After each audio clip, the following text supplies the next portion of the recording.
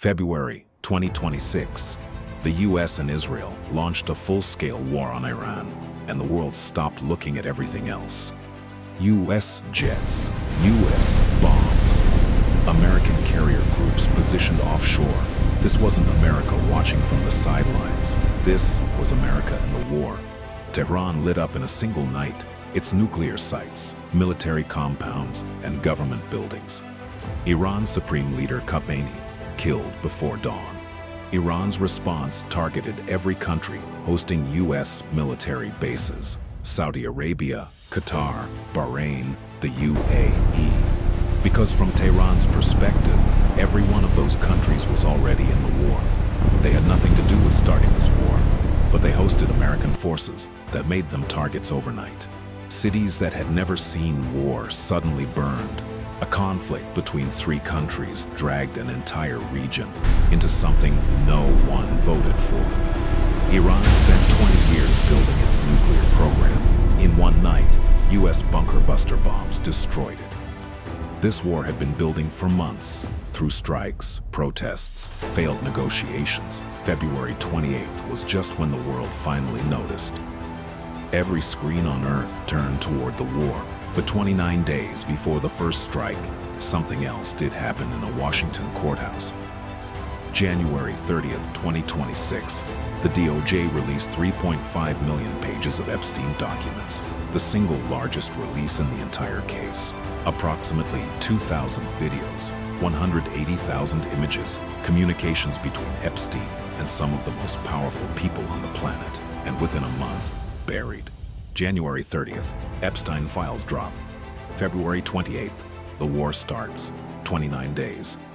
One question, is that a coincidence or a pattern? Epstein coverage flatlined on every major network. The 3.5 million pages abandoned mid-read.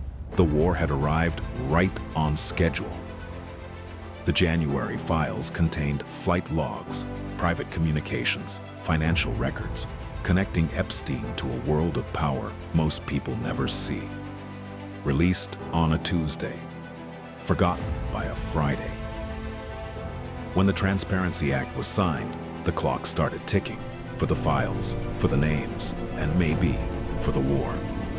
The December release was so heavily redacted that 500 pages were almost entirely blacked out. But faulty technique left traces, shadows of names that were very hard to erase.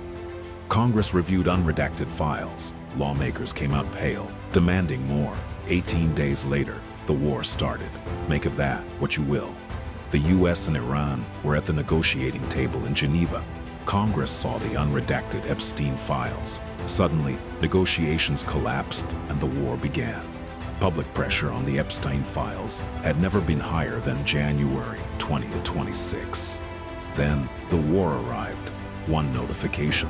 Millions of people abandoned the Epstein files at exactly the same moment.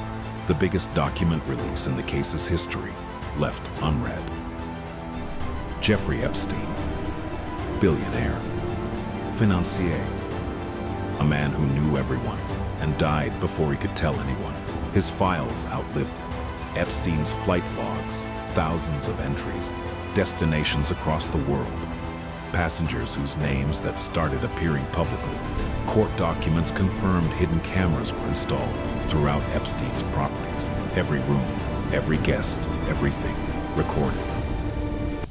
Although the files haven't disappeared, March 5th, 2026, the sixth batch dropped quietly while the world watched the war on its fourth day. Ghislaine Maxwell's father was reported by one of America's most decorated journalists as connected to Israeli intelligence. He died mysteriously.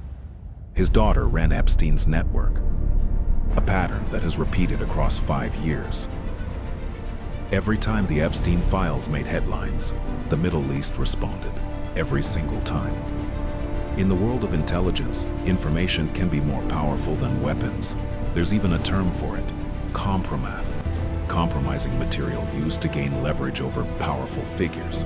The concept appears in declassified intelligence documents. Powerful men lured into compromising situations, evidence preserved. From then on, their decisions may no longer be entirely their own.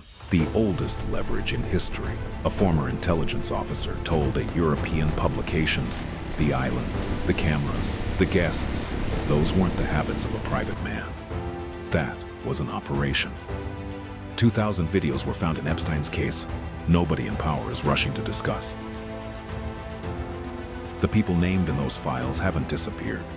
They still hold office, still make the decisions that move the world.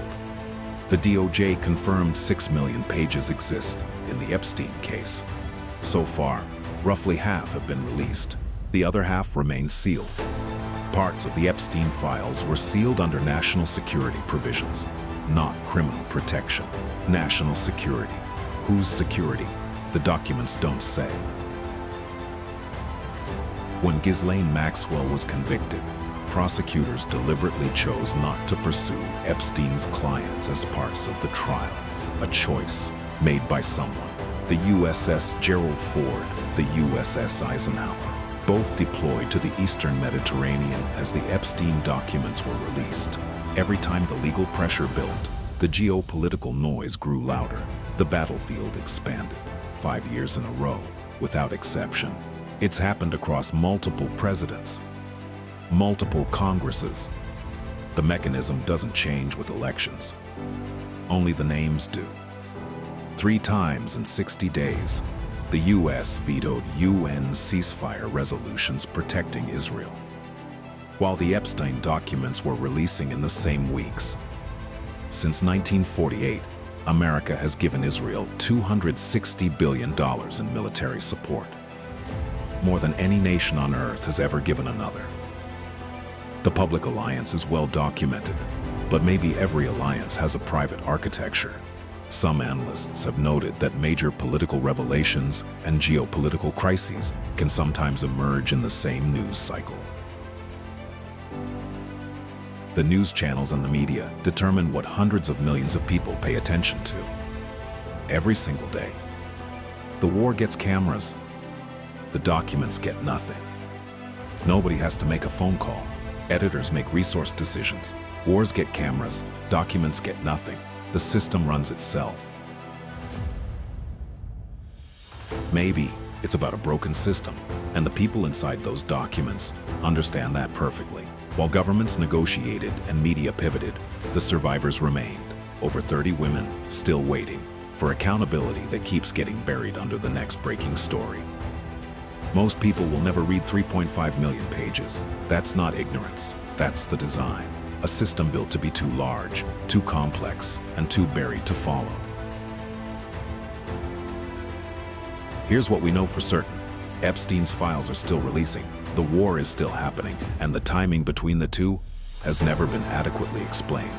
In March, the 6th Epstein batch released, day 6 of the war.